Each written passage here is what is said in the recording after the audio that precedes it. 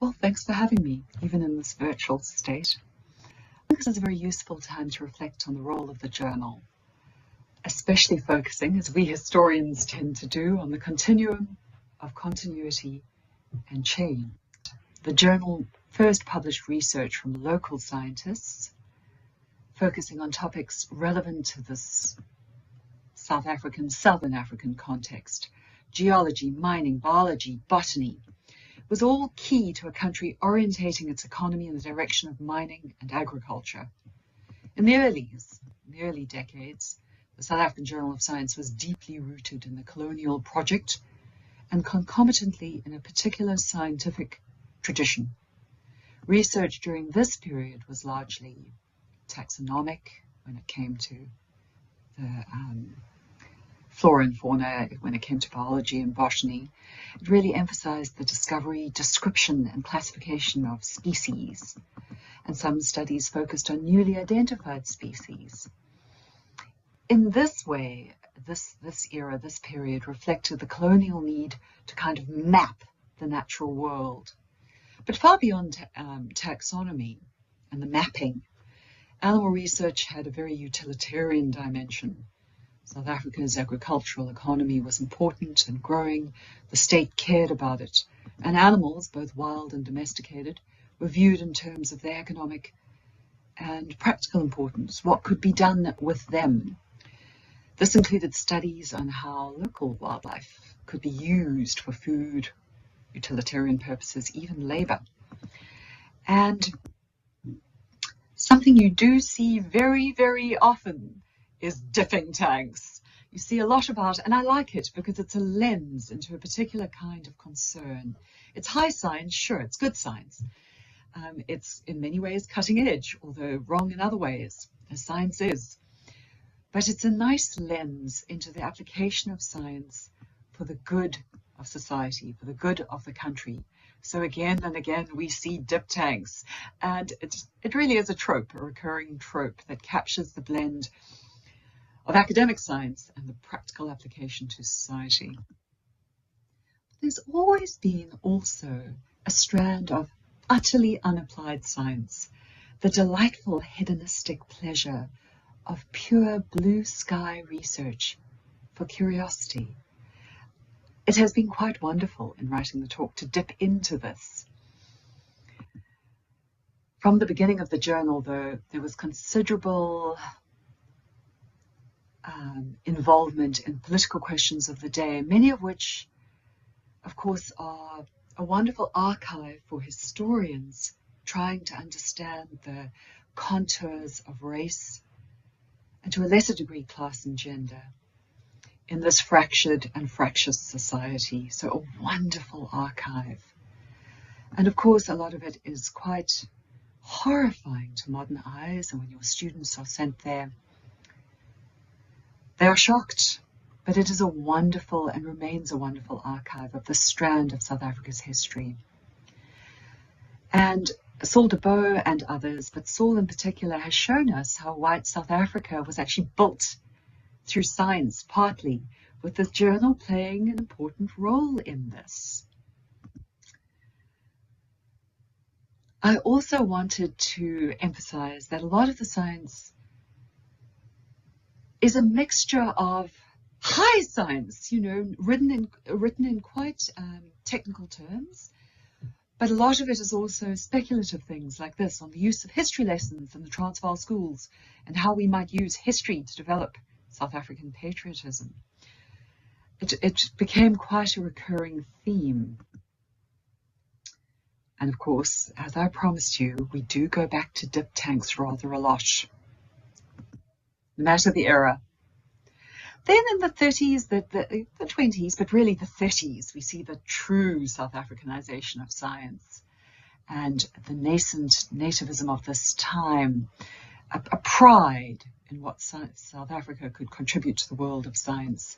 We see a lot about, Alex du Toit about continental drift, and we do see a lot about paleontology. Raymond Dart is a large figure in this journal, looms very large, and so does the discipline of paleontology, not because it was particularly important to what was happening in South African society, but because the discoveries put South Africa at the cutting edge of a particular discipline that the whole world was getting excited about. Okay, obviously, science is very much rooted in its context. So here we see the effect of World War II. And this really, and of course the Cold War context that followed it. You know, here South Africa meets at the intersection of the post-war world, the entrenchment of apartheid from 1948 onwards, and then of course a kind of bifurcation in the world of science by the Cold War. So a different kind of science develops. There were sort of interesting, quirky things that happened, like the shortage of paper precipitated by the war had an effect on the journal. But on a much larger level, the war changed things, and the post-war world started doing things differently. So the other thing to note, of course, with the entrenchment of apartheid is the importance of Afrikaans, bilingualism, Afrikaans becoming consciously part of the scientification of academia, used as a language of science. But really from the late 40s and 50s, we see a kind of break, perhaps dare we say a paradigm shift in the research culture of South Africa, because the state gets seriously invested in scientific institutions. We think of the CSIR, later the HSRC, and a boom in the number of universities. So these new universities are doing new things, boosted by the returning demobilized men from the war. And, heavier teaching loads on staff. We'll never stop complaining about that. But it also meant a kind of increased specialization. This is a global thing, not just a South African thing. The encouragement to do two things. Keep out the amateurs, become more specialized, more professionalized, and more disciplinarily based in what you produce, and then also science for the state. And we see funding shifts more in the direction of science that's useful for the new, self-consciously modern, distinct from Britain, South African Republic.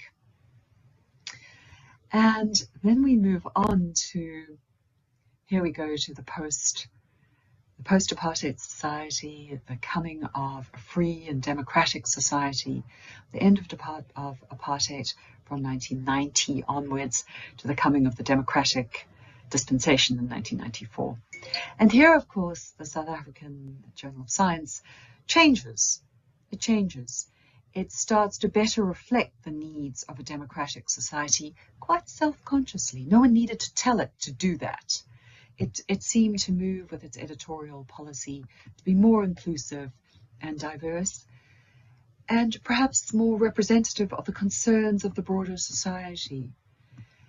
And perhaps it looked a little further than South Africa. The name doesn't matter that much. It began to think more self-consciously of itself as a journal for the continent. And I think we can see a change there as well. It started to support concerns that we would perhaps find more telling and cogent for ourselves: public health, socioeconomic development, a focus on poverty, and increasingly the concerns of the Anthropocene, tremendous biodiversity loss, climate change, living in a hot planet with the world on fire in many senses of the term. There was also a more outward-looking, we can see, of course, with the end of sanctions and academic boycotts, of course, we saw more international collaborations. Although they had always been there, we now saw a boom in them. There was also a desire to have evidence-based policy to change South Africa. So it still retained, though, tropes that we would find familiar. And here I return to the last two men who knew everything, our polymath friend Young and Diderot's, his at least the questioning of everything. And in the past 20 years, the interdisciplinary model of research has become vital. We now see that far from being an old-fashioned approach, it is this kind of approach that will solve the wicked problems of the Anthropocene, and the breaking down of academic silos has never been more important. And this remains, the South African Journal of Science remains in sharp contrast to the specialization, the hyper-specialization of knowledge that we see in other journals, and that has been globally the scientific model post-World War II. The South African Journal of Science has started and remained a broad church. And I think this is incredibly important. The readers of this journal who don't merely dip into their own speciality when they read the journal must surely revive some of the spirit of Diderot and Young, and they must surely have experienced for themselves some ideological changes of perspective and the broadening of their disciplinary and methodological horizons. One observable requirement evident throughout the history of the journal has been clear, jargon-free language, and it is held true to the language of science that can speak across disciplines. This common trend has never disappeared, and the other has been the relevance of much of the research to societal problems. The problems have changed, the perceived problems have changed with the context of the time. Some are no longer problems, some we consider shockingly out of place. We at the time they had the problems completely reversed. And now, of course, we also have new problems, previously undreamt. But the spirit of a shared enterprise and the possibility of science to help society has not changed. And this is what lies at the core of the journal. Some things, as I say, never, ever change.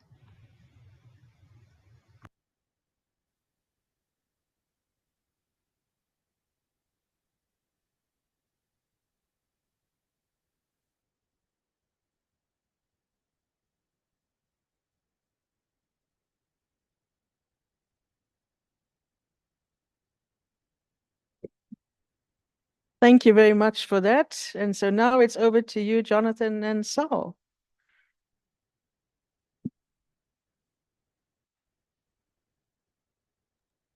Saul will do his 10-minute presentation, and then I will, Himmler, and then we'll have a discussion. Awesome stuff. Take it away. Thank you very much. And thank you, Himmler, and thank you for your warm introduction. I only wish I could be with you. But the South African Journal of Science has really accompanied me for my whole academic career. And I want to focus on one particular article which is also an anniversary. It's Jan Smuts's contribution, South Africa in Science, which he wrote in 1925, which has absorbed me for many years. I keep seeing different things in it, but I think there's a remarkable, it has a remarkable interest because it isolates and sets out a path for the study of South African science, which has a lot of interest in the present, so a bit like the dipping tanks. So you'll hear from Professor Jane Carruthers in a moment, and she's written a really outstanding historical overview, and she points out that the foundation of the history of the South African Journal of Science really comes in the immediate post-war period, a very traumatic period, and it's part of a process of healing, of bringing together English and Afrikaans Dutch speakers and working towards what becomes the first new South Africa in 1910. By the time that Smuts is invited to give the presidential address in 1925, he's just been turfed out of government. Herzog is in power, and he's beginning to think and embellish his philosopher-statesman view of himself. And so when he comes to speak to the SAJS in 1925, he has a number of themes that he wishes to pursue. In the first place, he sees the journal, he sees the association as challenging. He doesn't quite use the word, but it wouldn't be wrong to say that he's challenging a Eurocentric view of science. That is acknowledging the formative influence of science in Europe, but at the same time arguing that Africa now occupies a pivotal role. And he's doing that by drawing particular attention to the role of South Africa. And I'll come back to that. His general, which I suppose would be an ideological approach, would be to say that the role of the association is to bring together all South Africans interested in what he calls the culture of science without regard to race or language. And of course, what he means by race is the ethnic conflict between Afrikaners and British. So he begins his address by looking at the new Wegener thesis, or at least the Wegener thesis, which has been recently and just is being changed by Alex du Toit, the great South African geologist. And du Toit has published, he published first in the South African Journal of Science in 1905. He often published in the South African Journal of Geology. And it is interesting to me that he comes back to the South African Journal of Science again and again. In 1924, for example. So we're talking about virtually 100 years ago. And Smuts begins by quoting du Toit. And he develops this idea that Africa, he's thinking of Gondwanaland, du Toit had really completely reshaped the very, very contested iconoclastic idea of continental drift, which is developed by Wegener around 1912 to understand the Northern Hemisphere. And instead, du Toit is arguing, as he was to say in 1937 in his book, that Africa is the key.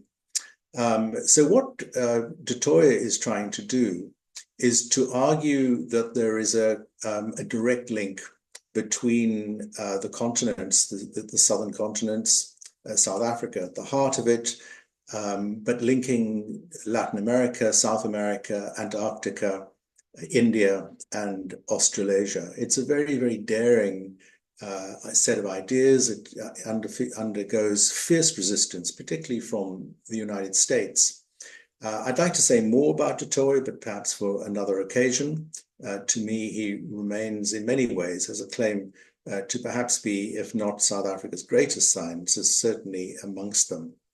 So Smuts has this view in the view that Africa is the mother continent from which other continental masses in the southern hemisphere had, in his words, carved off.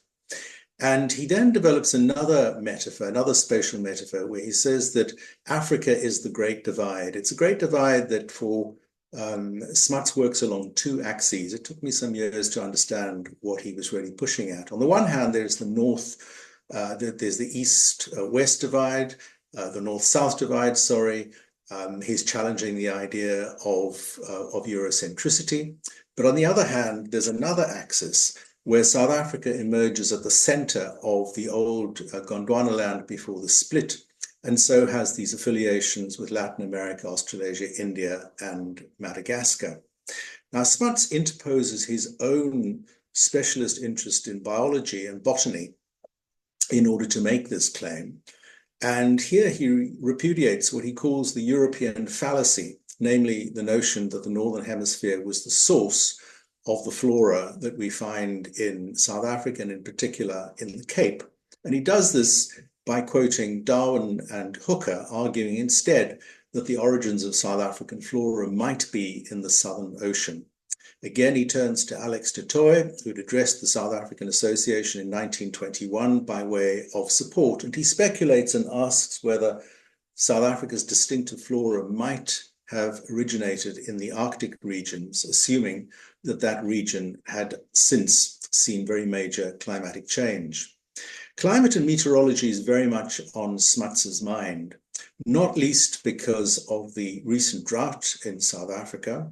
And he uses the occasion to propose, here's the politician speaking and the Commonwealth politician speaking, and he therefore proposes that meteorological stations be set up in the Antarctic, working together with other Commonwealth nations like Australia in order to measure and chart weather patterns.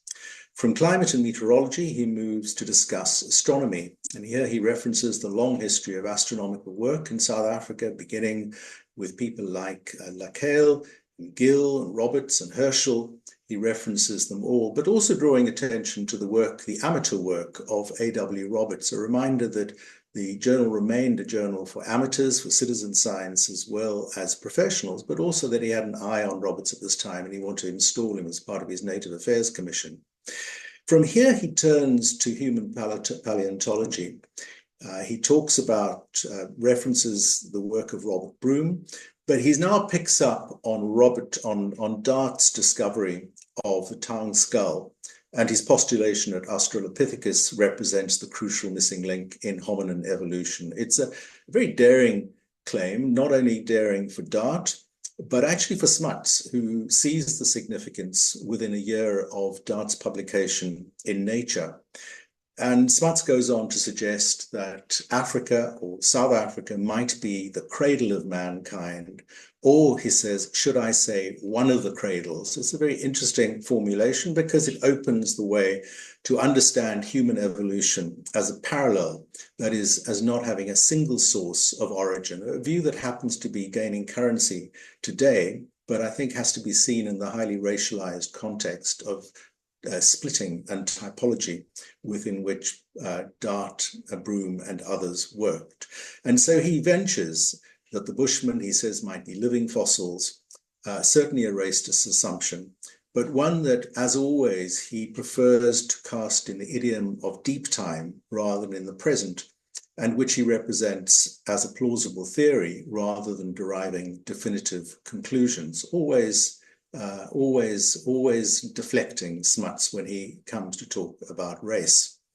The larger view of Smuts, the larger intention, was to talk about the South Africanization of science, a theme that Jan Hofmeyr comes to 4 years later when the British Association meets in South Africa for the second time. And this was very much sort of, the impetus to this was given by Smuts's talk. I'm quite interested in the fact that he calls it South Africa in science. He doesn't see it as simply a survey of the range of science which is practiced in South Africa. Rather, he is drawing attention to South Africa's contribution to universal science, a view that South Africa is integral to modern science, as well as essential to the country's economic and political future. Finally, by way of closing, I just want to point out that there is a long legacy to the way of this way of thinking. Smuts is focusing on subjects like astronomy, climate, paleontology, and Antarctic exploration, fields that are recalled 7 decades later in the post-apartheid government's 1996 aspirational document for science titled Preparing for the 21st Century. I want to suggest, and I think probably with a willing audience, so preaching to the converted, that the South African Journal of Science over 120 years and certainly 100 years has covered and supported developments in all these fields as well as others. It's a very proud record.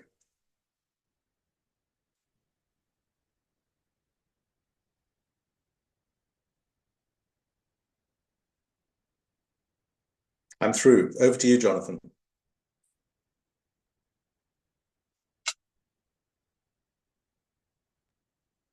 Thank you for unmuting me. First of all, I would just like to thank Leslie Swartz, our current editor of the South African Journal of Science, and his colleagues for responding, I think, in part to a criticism that I've had of some of the initial papers for the special issue of the journal, which had a surprisingly positive and descriptive kind of account of the past, very much like universities tend to do with these commemorative publications. It's not very useful to anyone except those who have an interest in what happened when, rather than why. And so by bringing together these two eminent historians, Sandra and Sol, of science, you have added, I think, a very important critical lens. I mean, it's unthinkable that a journal over 120 years in the context of, segregation and apartheid would not have reflected in its account of the disciplines the problems of race, the problems of coloniality, the problems of racism in very stark ways. And I almost wish we could have these two papers that we've just been privileged to hear, also published in the journal, because you cannot account for South Africa's past in science without exploding the myth that science is neutral and that it was simply concerned with evidence and truth and so on and so forth. So thank you very much, Leslie, for these two very important voices that need to appear in print as well.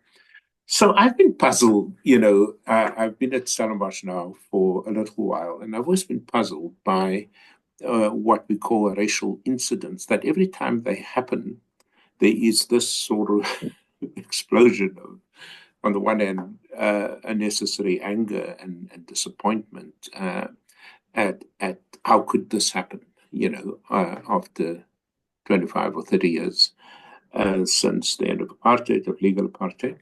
And on the other hand, all kinds of defenses, that you would see from conservatives as to, you don't understand the culture of our residents, you don't understand, that this is the way we do things around here, and remarkably aided and abetted by the local Afrikaans newspaper, Die Burger. Now, having lived through that as a vice chancellor at the University of the Free State, where Die Burger was the Volksblad, it doesn't surprise me that those reactions are very defensive, but also very superficial, but also not very helpful, by those who have a more critical posture towards all of these things. And so when a white male student urinates on the property of a black student recently in a residence, I ask other kinds of questions like, how did he learn, how did this particular student learn to know, how did he come to know himself and others in such a devastating and dangerous way? When the Colored Women's Study happened, where our colleagues in the sports science department raised questions about colored women's hygiene and intelligence, I mean, I wasn't shocked, but I was surprised by, again, the sort of anger on the one side and sort of misinterpretation claims on the other side. Nobody asked the question, where did that knowledge come from? And then, of course, in the very, very current atmosphere, the Volchanov saga, white male residents with a history of racism. And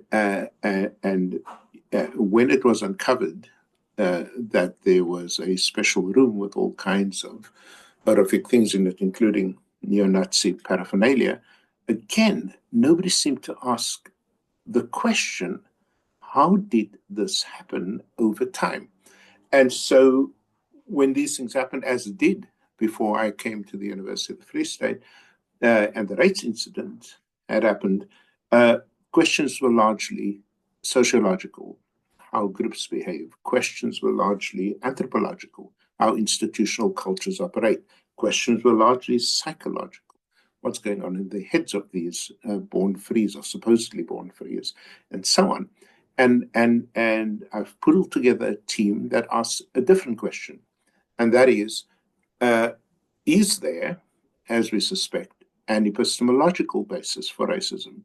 That is to say, is this a knowledge problem that we are overlooking here? Because I would argue for the moment that the only way we can really get to the root of this dilemma is to look at it as a problem of knowledge transferred from one generation to the next. Now, of course, I did that in a limited way, as some of you may know, in Knowledge in the Blood. But what our team is now doing is to look at this over 100 years, from the 4 founding faculties out of the 10 we currently have, and to take 2 disciplines per faculty, and to account for those histories in epistemological terms. In other words, to look over 100 years. In some cases, it would be 80 years or 60 years and so on, and look at how knowledge changes, both in curriculum as well as in research, both in teaching as well as in learning, and how those things get transmitted to students over time. Now, we already have some very useful accounts, I think, of how this happens, and ironically, more easily found in the biomedical sciences than in the usual suspects, like sociology, psychology, and so on. Psychology is a little easier because of the obsession, as you know, with measuring intelligence. But there's a huge amount of literature that we were able to, documentation, that we were able to access, largely in the form of a pilot study in human anatomy. And so we have published around that in Bones of Contention, if you will, in Comparative Education Review. And believe it or not, on the Stellenbosch University campus, having a Kirsten skeletal collection that did not shut down or change direction as a Raymond Dart collection did at Wits. I think the English were more alert to the danger of this kind of celebration of bones of a supposedly racial group. But Stellenbosch had no problem putting up on its website, boasting the largest collection of colored cadavers, and it was up for study, etc. And then, of course, in the area of human genetics, and we've just put a chapter with my late colleague Cyril Walters in a book we just did with Springer called The Politics of Knowledge in the Biomedical Sciences, again, looking over historical time, how human genetics had a place at Stellenbosch, particularly in tuberculosis, which again, as Stellenbosch likes to do, study colored people as if that racial category in and of itself exists and constitute some kind of an oddity to which on which you train the eyes of your master's, doctoral, and postdoc fellows. And then, of course, I should mention the work of Henry Walters in physical anthropology. And again, easy meat because of this obsession with measuring everything from cranial size to your small toes. Well, and then I was very, very surprised. Our team was very, very surprised when you looked at more superficially at a range of disciplines at Stellenbosch in recent times. And there were many, as you'll see in the publication, but there are many. The one that really still troubles me not that it happened, but that it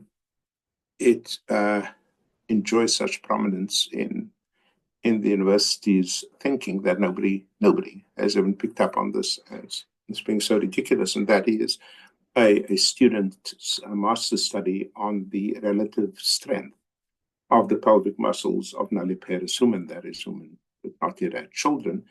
And for a sample, she chooses African women, white women, and colored women. Now, it wouldn't surprise anybody knowing the racist trope that goes with the alleged strength of African women to be able to give birth, without needing the same sort of pain-killing drugs, for example, that white women would need. That this stuff goes back to the 1920s, and brilliant study on the birth suit, for example, in obstetrics at Wits University that my colleague Catherine Burns accounted for in our Springer book in the medical humanities. So the ideology runs ahead of the measurement function, and if that happened in the 1920s and 30s, one would, of course, to some extent, understand, if you were a historian of science, how the hell it shows up in the 1980s. Is, of course, what fascinates us. Not the fact that you had this fraught knowledge 100 years ago, but that it continues to show up in different forms. And as curriculum theorist, I am fascinated by how that happens and how it endures and how it continues to shape the thinking, the minds of young people over historical time. So that's a study. It's going to take a few years before, by next year, we should have 1 or 2 really solid accounts of 2 or 3 disciplines.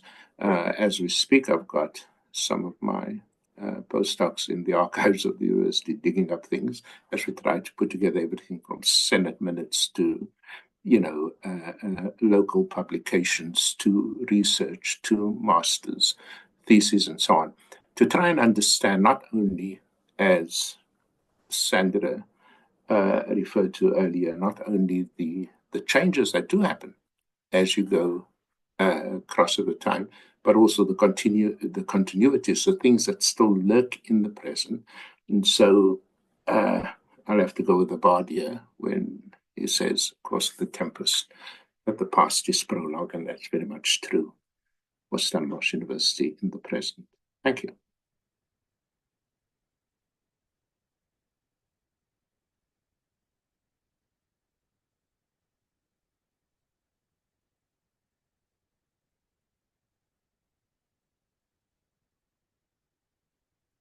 Rather insightful views in the past from Sol, and the way in which Jonathan kind of intertwined, the way knowledge is being transmitted in contemporary times and what the basis of that is. So that's a very good feed into the history of science, which is the theme of this current session.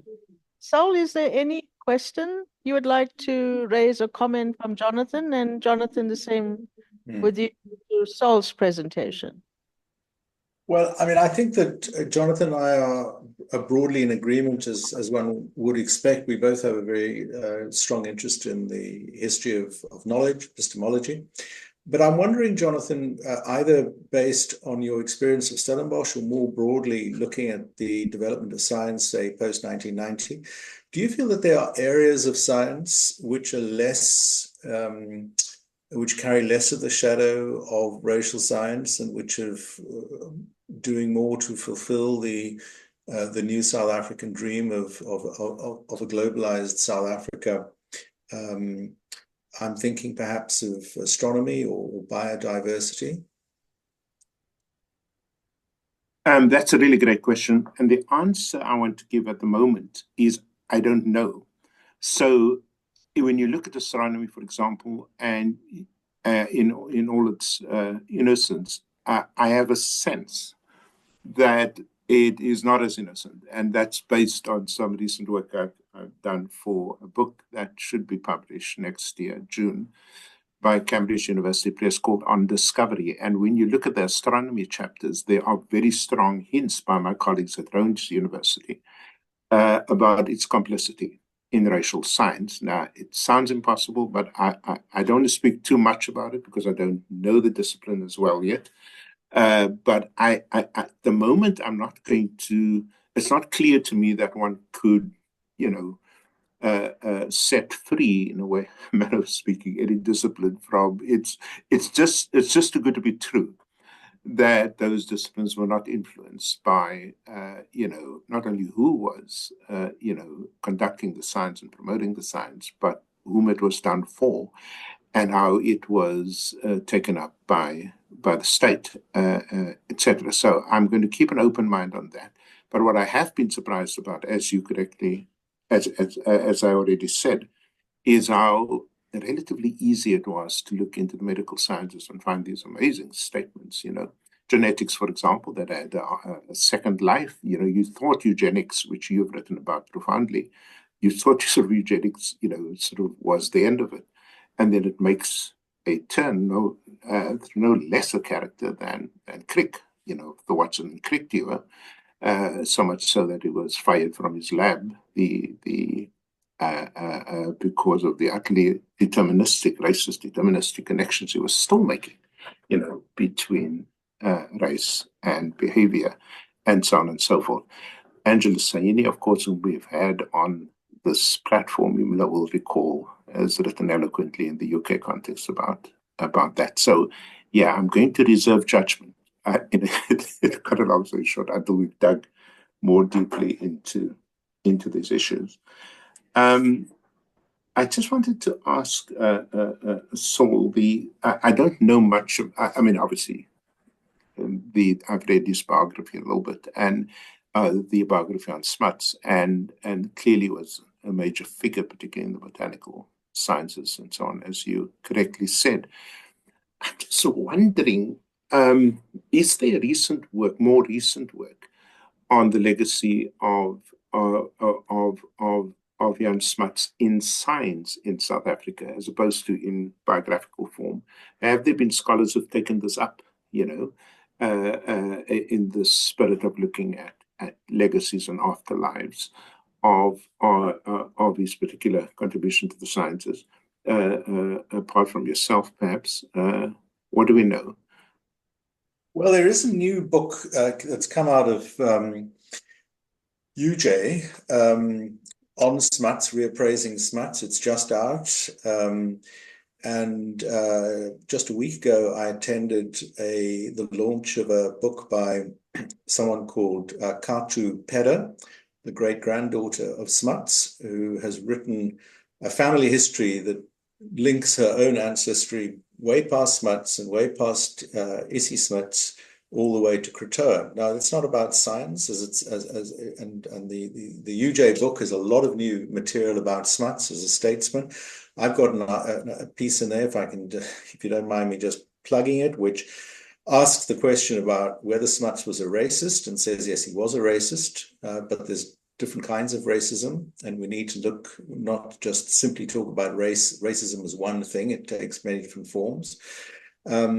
I don't think we have I think that Smuts's holism, which many people cite, there's a large literature on that, but the holism stuff, is the links to science is perhaps sometimes a bit residual, because it has a sort of spiritual quality to it as well.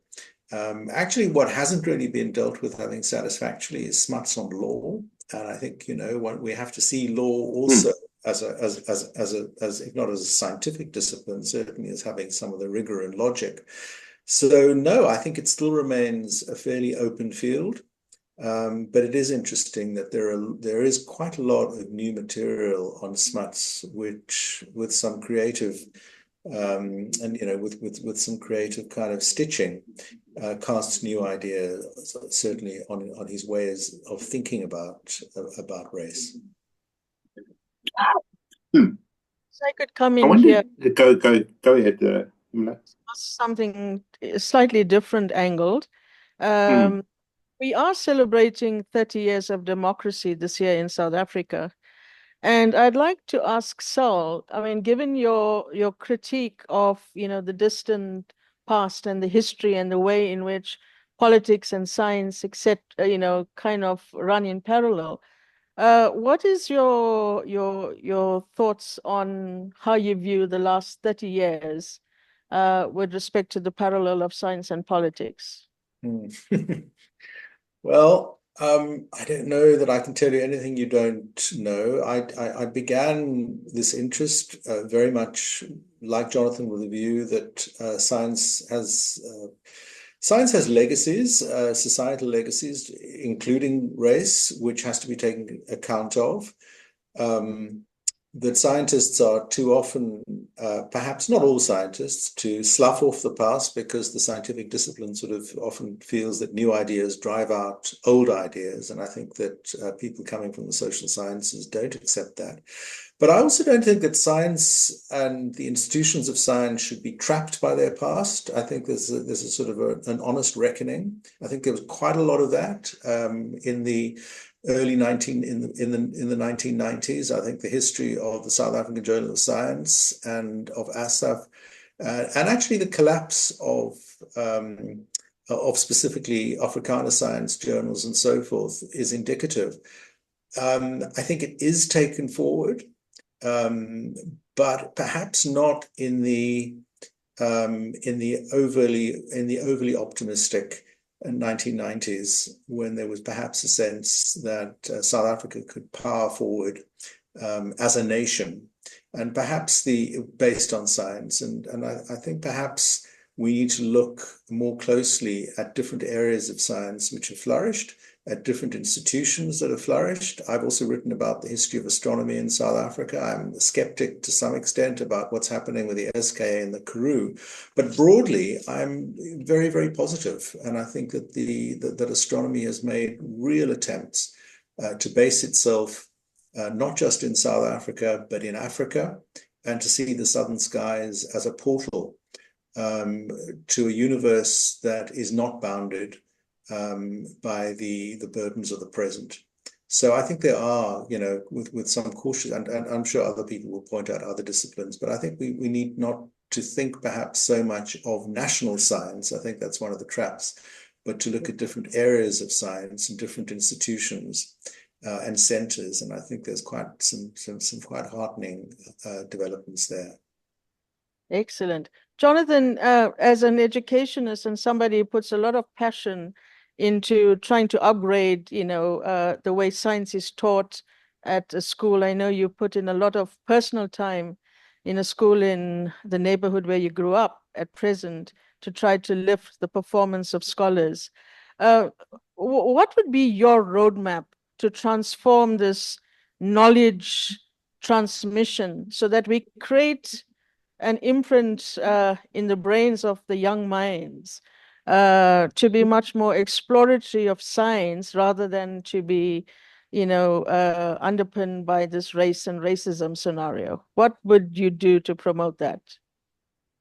Well, a couple of things. The first is that I would make sure that the infrastructure that you have in the 20% of schools for science, a laboratory, chemicals, microscopes, the visits of astronauts, stuff like that, which we're trying to do now in a poor school, that was available to all 26,000 schools. The truth is you can't do, the majority of students who have access to science in schools, as you probably know, still do have it via a textbook, the CAPS curriculum, and a teacher who may or may not be the science teacher, but was the only one available to teach the subject. So there's still this huge gap in opportunity between those 20% of a Black deracialized middle class, the deracialized middle class that attends these fancy schools, and the rest in which there's just nothing going on. So that also has implications for the pipeline, right? Where will the next generation of AI, technologists and astronomers, if you will, sort of come from. They don't come from those schools because that infrastructure isn't present. And I don't know what to do to draw attention to these inequities with the national government, who's turned their attention, as you know, to examinations in a very narrow instrumentalist sense of get as many kids over the line as possible with the lowest grades available. But I also want to say this at university level, I think we missed a beat, right? We missed a beat with the decolonization moment, because there was a moment in which students and some academics were seriously questioning the colonial manifestation of colonial science in the present. But they did that very poorly. They did that with an arrogance. These were mainly people in the humanities talking about natural and engineering sciences. They're extremely arrogant, especially at the place like UCT. And they didn't know how to, talk about science in a way that made sense to scientists and in a way that didn't, use this really exalted vocabulary of the Latin Americanists. And we lost the beat there because there was a moment to really begin to grapple with the meaning of science from the past into the present and into the future. That said, if I had to do anything at the moment with science, both at schools and universities, it would be to draw attention to the remarkable contribution of South African scientists to everything from vaccine breakthroughs to the identification, as you know, of these very, very dangerous pathogens. And I think Shabir Mahdi should be in every science textbook in that regard. I think Qadish and Abdul Karim should be. These people have. I keep reminding my friends in the West, that the Omicron variant was actually discovered in Botswana and South Africa. I would like to see. So instead of just repeating and rehearsing the very dark history of science in South Africa, I think we also have the opportunity to talk about the amazing things that scientists have done, particularly in the pandemic, in the light of the pandemic, that really put South Africa on the map, and South African scientists on the map in a way that hasn't happened perhaps since the heart transplants. Yeah. Can I just add one little advertorial, Himla? Oh, of course. I recently had the pleasure of visiting Bloemfontein and going to the Boyden telescope that people like David van Jaarsveld have completely changed. Finding bits of telescopes in dongas and bushes and reconstructing what was once a very important but also colonial outpost, an American outpost.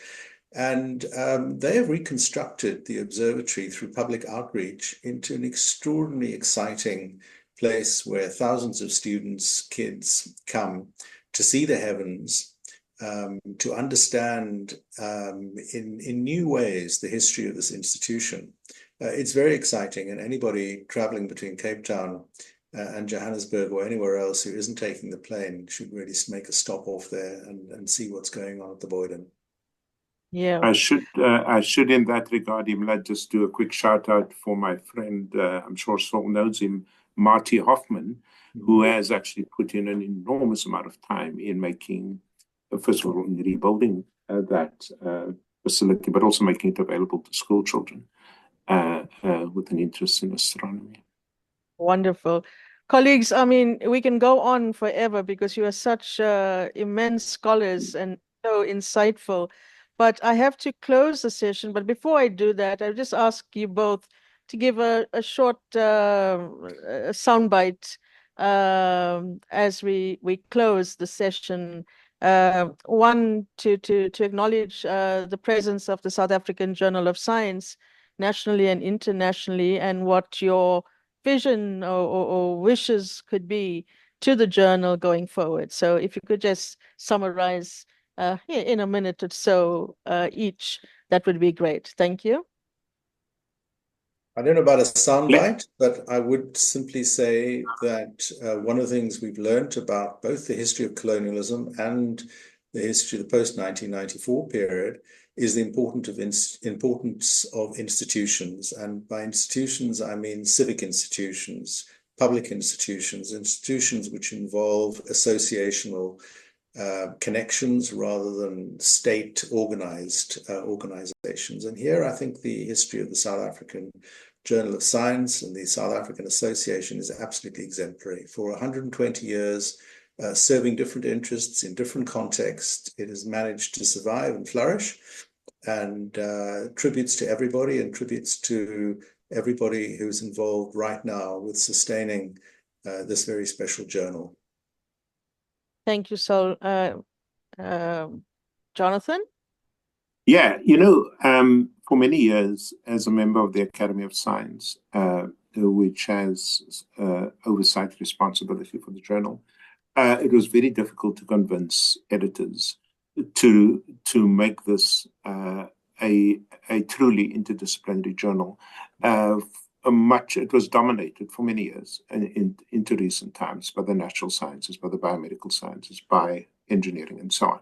For the first time, particularly under Leslie's leadership, we now have genuinely, multidisciplinary accounts of the disciplines, and that has just been fantastic to observe. What we now need to do is, and this would be my challenge, is to have truly interdisciplinary conversations, not in a contrived way, but in a way that really looks at, as I said in a series I did for the journal, if you thought you could solve the problem of the coronavirus with biomedical knowledge alone, you're crazy, because it became clear that this was as much a sociological problem, an anthropological, and we had that special issue, you might recall, with the title, how to do the sort of somewhat sarcastic title, how to do social distancing in a shack.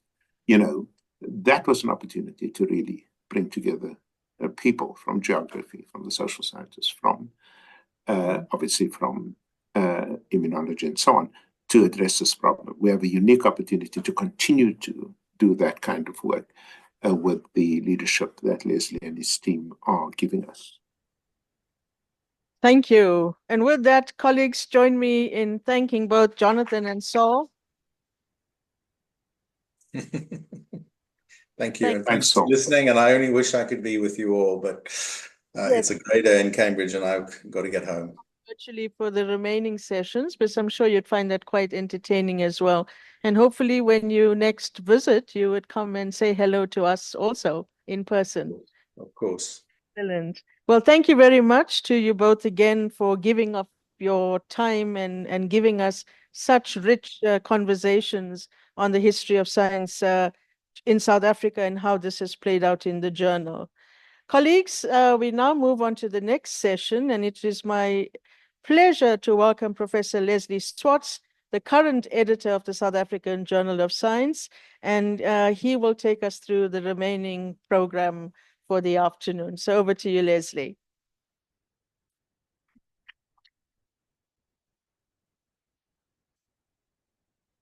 Thank you. Thank you very much, Himla, and thank you for the wonderful start to this amazing occasion. People have been congratulating me on 120 years of the journal, and I have to admit I wasn't there at the beginning. I feel enormously grateful that I happen to have coincided. We've been speaking about astronomy, but maybe the astrologers would know better about coinciding with this amazing event, which I had nothing to do with. And in fact, a lot of the success of the journal, the history of the journal, goes back 120 years. It's older than I think most people in this room.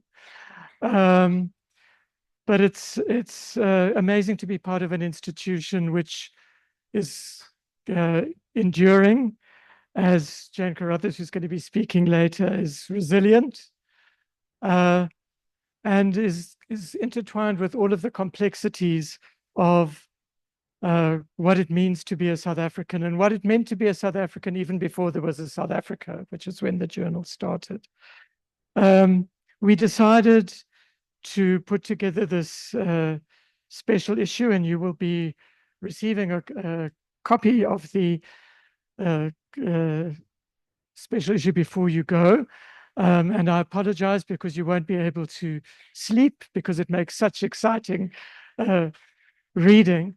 Really in the spirit of trying to understand our past, to reflect on the strengths and weaknesses, and really to think about the future. And I want to pick out, just in introducing the special issue, two particular contributions. One contribution is by Wieland Gevers, who, as he says in his piece, has been involved with our journal for more than 50 years.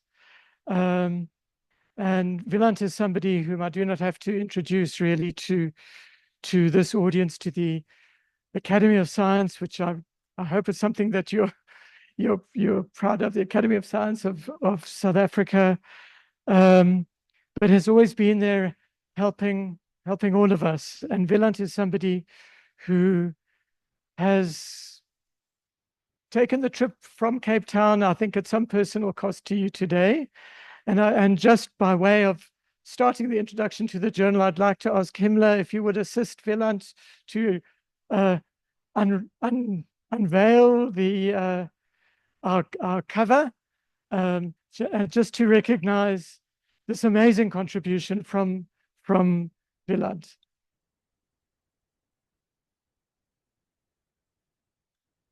So just something about the cover as it's unveiled.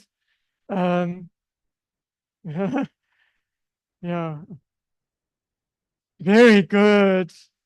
And there is nothing there. It remains something about, there was a lot of work.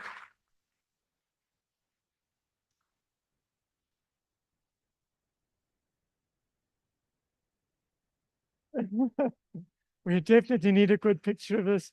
A huge amount of work went into designing this cover, lots and lots of backwards and forwards.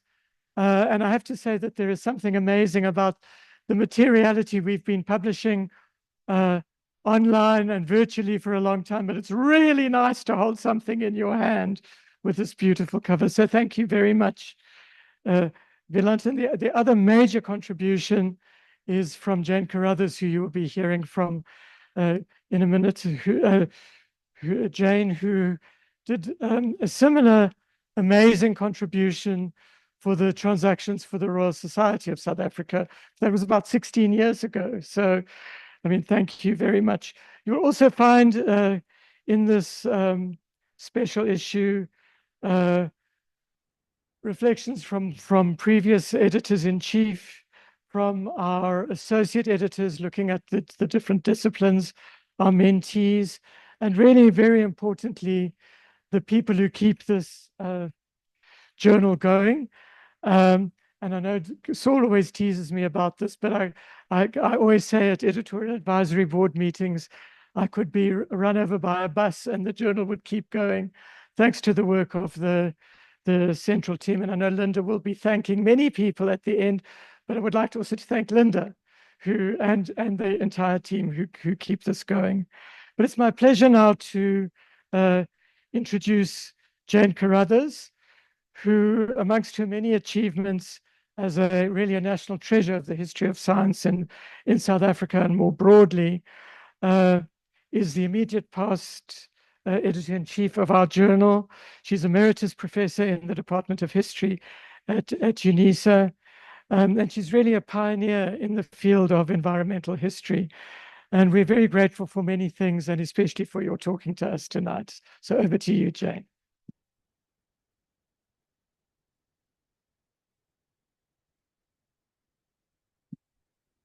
Thank you.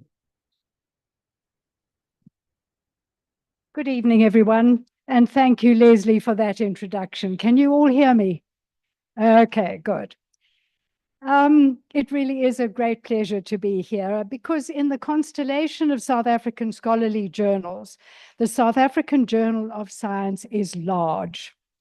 But while many readers are familiar with some of its contents, few are aware of the journal's own long and interesting history. And it was therefore an honor for me to have been invited by Leslie and the team to give a full account of the story for the special issue that we're celebrating tonight. It was a pleasure, a real pleasure to do so.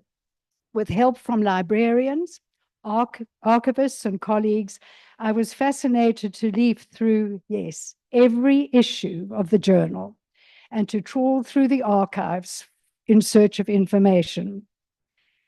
With the title, the South African Journal of Science, a biography, I used the metaphor of a life to explore the journal since its first appearance in 1903, 21 years ago. There were many ways I could have done this. I could have picked out the eyes of the important articles, or what I thought were the important articles, like the one that Saul mentioned, about Jan Smuts or Hofmeyr, and followed that thread. I could have found a discipline that I find personally interesting, take the environment, for instance, and gone through from 1903 to now and seen what had happened. I don't feel confident to look at paleontology from 1903 and onwards, or any other discipline for that matter, and what about all the others? I also knew that we have a team of associate editors who are disciplinary specialists, and I was certainly not going to compete with them. So conceiving of it as a life enabled me to consider the journal as a personality, as an actor in South Africa's history of science communication. It's a vessel for the articles that are in it. It is not the sole voice. I also wanted to explore in a very general way how this journal was enmeshed in South African science and South African society. Like any life, the journal was born, it aged, matured, changed direction, met difficulties successfully, or succumbed to some of them. Over the century, 121 years, the journal required reimagining by institutions and individuals to survive. It also needed editorial and managerial nurturing so that it grew and developed and adapted, sometimes with difficulty, to change. It has also needed dedicated scientists in very many fields to contribute their research to it and to enable the journal to attain its current scholarly maturity within the Academy of Science of South Africa. It has been fortunate to have found supporters, protectors, advocates, and contributors over a very long period of time, and this in a country renowned for extreme social and cultural diversity and political division.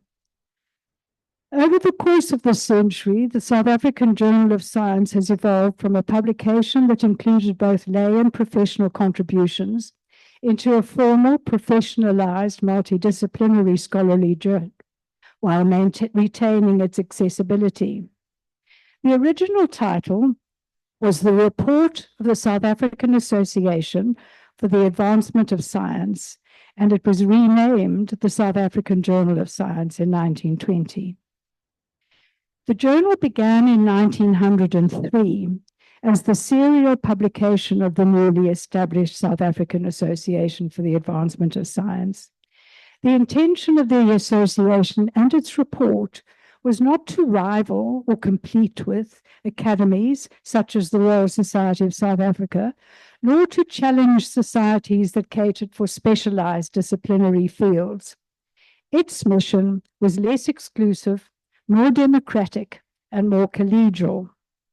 It was broad in representation and diverse in the scientific field it embraced, aiming only to disseminate the breadth of local scientific findings.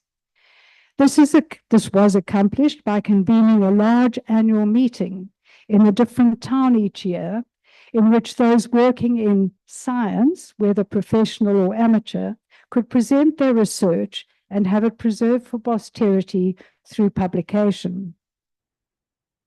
Now, in our era, it is difficult to imagine a time when communication between scientists was not fast and easy. Debates via correspondence took time. Travel was difficult, but even more importantly, there were very few institutions in which disciplinary camaraderie might develop. And for this reason, the annual meetings of the association were extremely popular and attracted a public audience.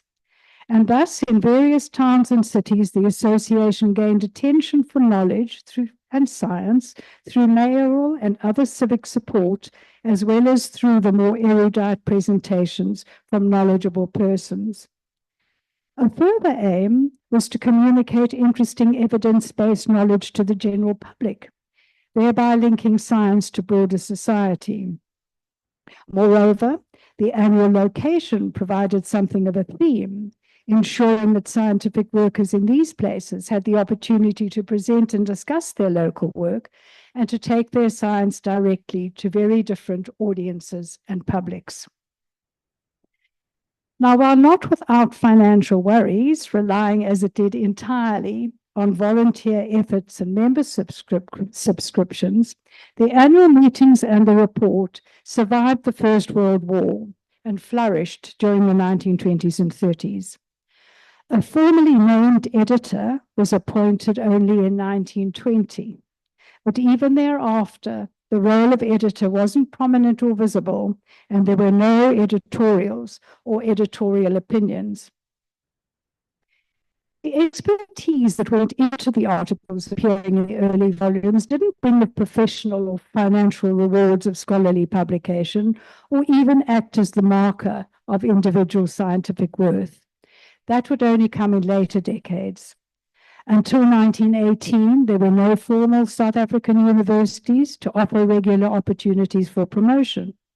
There were no citation and other indexes for academic enhancement, let alone monetary subsidies for publications or recognition from institutions like the National Research Foundation.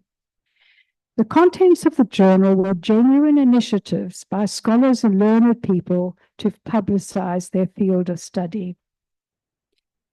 It is also as well to remember, and we have already been reminded of that this evening, that science doesn't exist in itself. It is always rooted in its social and cultural milieu. The Second World War totally upset the world order. International science was transformed by the war and created uncertainty about the fate of the journal. With wartime fuel and paper shortages, and with many members of the association engaged in military duties, both the meetings and the nature of the journal altered.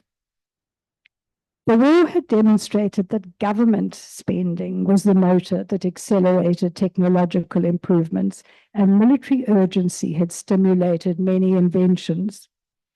Governments began to spend large sums of money on scientific research, and a new research culture developed with state investment, but also with the growth of the number of universities. The flood of government funding for research and mounting numbers of specialized sciences and scientists drove even more publishing activity, principally of specialist journals which were commercially attractive. A competitive market developed, workloads became heavier, and the attraction of the association's annual meetings waned. The perhaps rather gentlemanly, maybe, British colonial ambience of science, characteristic of the early years of the 20th century, and that was emblematic of the association and its journal, began to fade. Historian Alex Azar has argued that at this time, the public status of science was being renegotiated, and that peer review increased in significance because it was required to adjudicate where state investments would be made. The association began to fear for its journal. It was evident that in this new world, if it were to survive, the scholarly gravitas of the publication needed to be raised, and its content and target market reconsidered. It also needed to become financially stable. Both were very difficult goals to attain. By 1966, the journal was on the verge of collapse. Various different administrative structures were introduced and advertising sought, but to no avail. Authors, preferring specialist journals, abandoned the South African Journal of Science. But champions came to the fore, and from a very unexpected quarter. The CSIR's Dennis Kingwell interested the charismatic John, later Sir John Maddox, the editor of Nature, in the South African Journal of Science. This was around the time of Harold Macmillan's speech about the winds of change that was sweeping across Africa, and it was his family's publishing company that owned Nature. So from a business and a political point of view, Macmillan considered acquisition of the South African Journal of Science to be a promising investment. Maddox agreed, arguing that good research, coupled to strong voices, would benefit South African scientists in countering apartheid. And thus it came about. Nature appointed Dr. Graham Baker from the Nature stable as editor of the South African Journal of Science. Now, for nearly 30 years, Baker was the sole editor of the journal, and he transformed it into the high-quality publication that is familiar to us all. His task was made particularly difficult when Nature divested itself of the journal and money had to be garnered from elsewhere and was always precarious. By the year 2000, under Baker's scientific and editorial leadership, the journal had become one of the country's most outstanding journals, attracting the best research in South Africa. The journal had thus moved into another phase of its life. No longer might it be considered the mouthpiece of a varied scientific community that regularly renewed personal ties with one another. Rather, it attracted excellent scientists who saw academic merit and impact of their research from publishing in the journal. The year 1994 changed the political context once again. Ahead of this, there were moves to provide the new democracy with an ideologically compatible academy.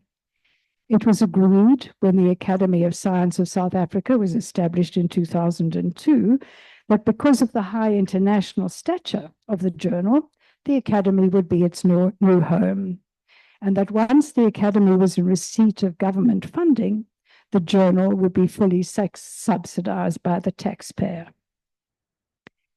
Situating the journal within the Academy heralded its return to a stable institutional base, and its quality, stature, name, and long history that Graham Baker had maximized worked in its favor. There are others here tonight who are in a better position than I am to outline the journal's fate and future within ASAF and to explain its current importance, its production, and its distribution. Changes in methods of disseminating scholarly research over the last 20 years have been rapid. As Baldwin, who is the historian of Nature, describes, the growth of online publishing has placed scientific communication in a moment of transition, not unlike the moment in the 19th century when the scientific journal rose as the dominant form of communication. But the academic journal hasn't only moved to a different platform, it is undergoing comprehensive transformation. Currently, the journal has the advantage of being situated within the recognized Academy of Science and funded by the South African Fiscus. It's entirely possible, though, that in the future, under different circumstances, as we know from its history, these may not remain the strengths of the journal that they presently are. As Fife and her colleagues have stated, a better understanding of the history rather than the myth of scientific journals is crucial to help us decide which practices and functions should be included in any new vision for academic publishing. I'd like to end by thanking everyone who helped me research and write this article. It was a fascinating journey for me. But I also want to thank those in particular, the team who shepherded it through the production process, and of course, to wish the journal many decades of excellence well into the future. Thank you.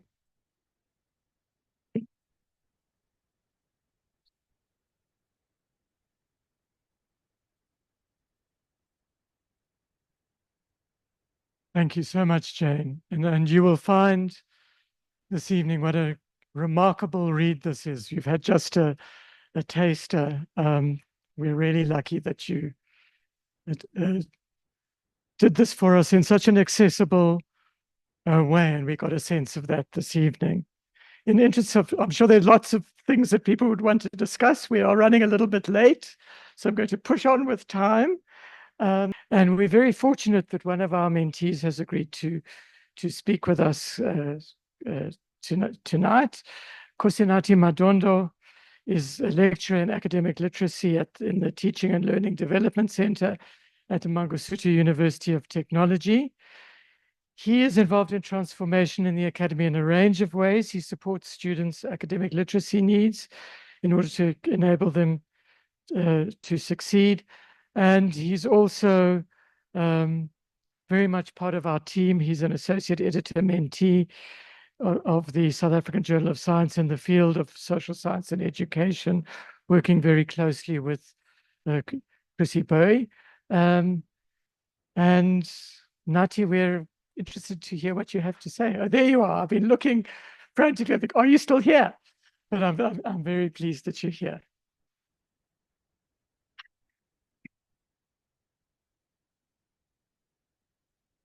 Do you have PowerPoint presentation? can we have some assistance? This is not in my skill set. Can we have someone assisting with the PowerPoint for Nati, please? Thank you. Thanks, Leslie. So I should have informed you earlier.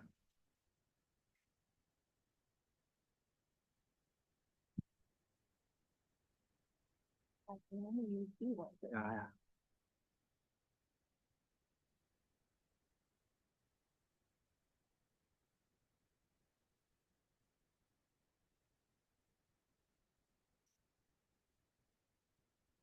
The conferences. It's the end one. Yeah.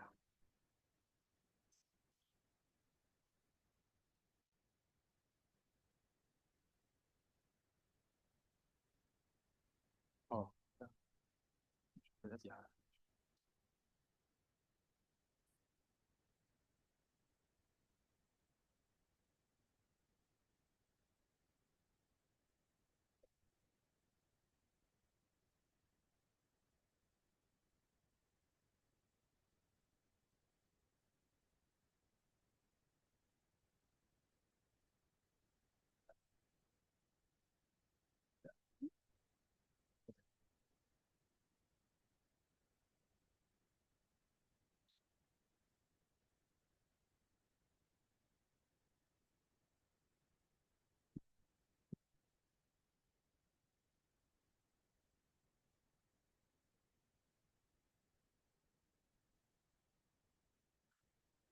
Moving forward.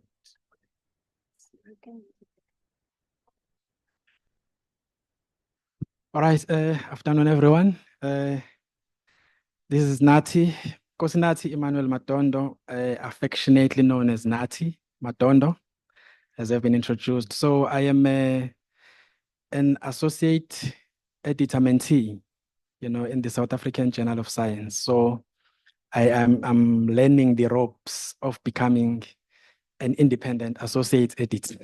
Hopefully we'll get there. So I have framed my talk around this issue, making sense of the mentorship program. So what sense can I make of the mentoring problem? I mean, mentoring program. Forgive me, English is not my first language. So for that, I am drawing on depth ontology to make sense of the program. But of course, I'm hopeful I will make sense as we move along. I'm not gonna engage with that in the interest of time. So what do I mean by depth ontology in this context? When we are trying to make sense, of the world around us, we draw on reality, on particular aspects of reality. And in that sense, reality is understood from this perspective as layered reality, in that what I experience as a mentee emerges from a deeper understanding, of reality. In other words, what I experience at an empirical level is the interaction that I have with my mentor. So the interaction that I have, that interaction emerges from a deeper layer, which one might call the real level, which the mentorship program is situated. So in trying to make sense all of this, I drew from this, conceptual framework. But of course, because this is about the reality that I make of the program, now I needed another theory that would help me make account of that reality. And for that, I draw on a sociological framework of Margaret Atcher. In that, as I said, as mentees, we experience events as we meet with our mentors, engaging us in a mentoring program and editorial program and so on. So the events in this case would be, for example, webinars and support programs that we get, from the program and so on. And these are said to be emerging from this layer of reality, which is made up of structures and mechanism. In this case, you have structures like race, can be understood as a structure in this case, social class, education, system, discourse, gender, and so on, language policy. Now, when a manuscript comes in the journal and we have to look at it, the associate editor mentee and the associate editor. Now, we look at, obviously, why would someone, for example, when you look at a manuscript, the ideas are there, are coherent, but the language aspect of it, is very poorly written, so to speak. So what do we say? Do we say the article should be rejected on the basis that it is somehow grammatically incorrect? Or do we say, but why would someone, we ask the question, why would someone have such ideas, but at the same time, write in this manner, So does the education system come into place here? Does the race aspect come into place here? So the issue is, since the journal is a developmental, aspect of it, it is not in our interest, to just reject, but of course we cannot take any manuscript that is sketchy, So the point is, in our understanding, where do we come up with the decision to reject or to accept or to desk reject or to, because we can't, when we discuss with my mentor, sometimes we say, it is difficult to get reviewers. And so we can't take a manuscript to the reviewers that we know is going to be rejected, So what do we say to the writer, and in that sense? And so the program, then in this case, the mentorship program can be understood as a structure at that level. So the beliefs and the values that we have about the program will help us decide on what to do when the manuscript, reaches our shores. And of course, these are shaped by the structural systems and the cultural systems and the human agency. In other words, the ability for us as mentees and as mentors, to think about the quality of the manuscript in terms of conceptual depth, the rigor, that it presents in terms of analysis, the coherence of the argument, and so on. So for me, I was trying to make sense of the program, in that way. And therefore, I came to the realization that mentorship program can be understood as a structure at the level of the real, where what we experience at the empirical level, images from the program. So for me as a mentee, the fact that I can sometimes be able to read an article, a manuscript, and say to my mentor, I think this article can go forward, to the review. It's because of the program, that I'm part of, that is the mentorship program, and the ideas, that you share, with the mentor. And so now, because the idea is to take the scholarship forward, as mentees, we recently have a publication which is part of the 120 years celebration, so that is the reference of the publication there. That publication can be understood as an event, that has happened. But that event, it would have been difficult for us to be at that level if it was not because of the program, So the program has shaped what we can do, And so when you read, if you get a chance to read this publication, as you read it, you will experience it in a particular way, But now you will know that that experience of yours emerges from a particular layer of reality as an event, the publication, but it was made possible because of our involvement in the mentorship program. And so,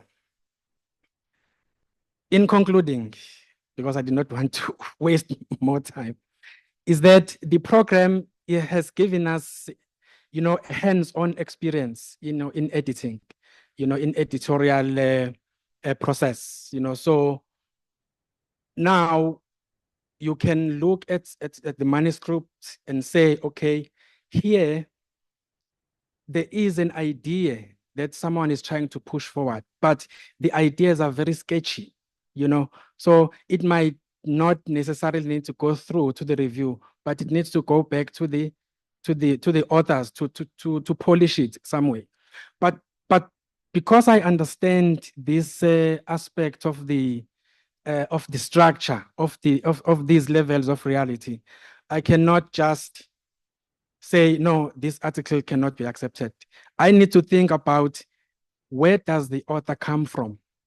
We have experienced education in different ways. We have experienced, so I mean, right now the SAJS has what you call an inclusive language policy, So that emerges from the structure as well, So because we come from different backgrounds, I mean, as much as we have to be objective, but that is something that we cannot wish away, It is there, And so for developmental purposes, it helps, to think beyond the experiences. It helps to think beyond what you see. What informs what you see at a deeper level, I think we need to think about that. And so we say in the publication that we have, that the program, the mentorship program, is very much supportive. It's a supportive structure, is a cornerstone for development for us as mentees. Hopefully at some point we would be. At this point in time, I'm not very much confident as an independent associate editor, but through the program, I am hoping I am getting there, to becoming. So it's a journey, of becoming. But how do you become?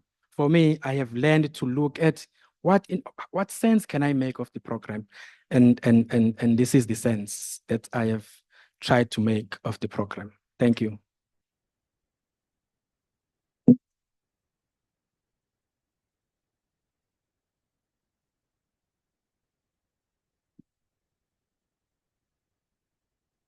Thank you so much, Nati. I think we are all in the process of becoming, and part of what we find with people like you and all of our mentees is development is at its best is always mutual. So thank you.